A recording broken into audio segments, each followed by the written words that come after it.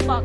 Dalam hubungan tersebut, individu atau kelompok bekerja sama atau berkonflik melakukan interaksi maupun formal dan informal, baik langsung maupun tidak langsung. Beberapa contoh interaksi sosial adalah kerjasama antar anggota tim sepak bola dalam sebuah pertandingan, debat para calon presiden, diskusi antara kepala bagian dan bawahan di sebuah kantor, dan tawar-menawar antar pembeli dan penjual di pasar.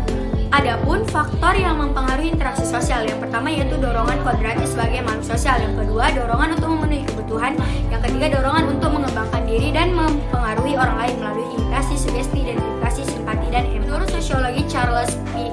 Loomis, ciri-ciri interaksi sosial yaitu yang pertama jumlah pelaku lebih dari seorang bahkan lebih, yang kedua adanya komunikasi di antara para pelaku dengan menggunakan simbol-simbol, yang ketiga adanya tujuan-tujuan tertentu, yang keempat terlepas dari sama atau tidak sama dengan yang diperkirakan oleh para pengamat. Syarat-syarat interaksi sosial, syaratnya itu ada dua.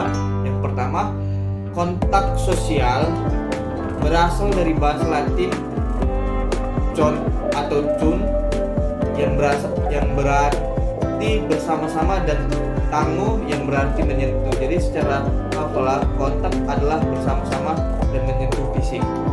Yang kedua adalah komunikasi, adalah bahwa seseorang yang memberi tafsiran kepada orang lain yang terwujud pembicaraan, gerak-gerak badan atau sikap, perasaan-perasaan apa yang ingin disampaikan oleh orang tersebut. Jenis interaksi sosial itu ada tiga.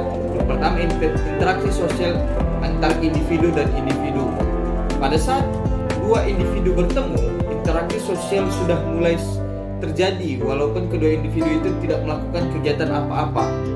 Namun sebenarnya interaksi sosial telah terjadi apabila masing-masing pihak sadar akan adanya pihak lain yang menyebabkan perubahan dalam diri masing-masing. Yang kedua, interaksi antar kelompok dan kelompok. Interaksi jenis ini terjadi pada kelompok sebagai satu kesatuan, bukan sebagai pribadi-pribadi anggota kelompok yang bersangkutan. Contohnya permusuhan. Yang ketiga adalah interaksi antar individu dan kelompok.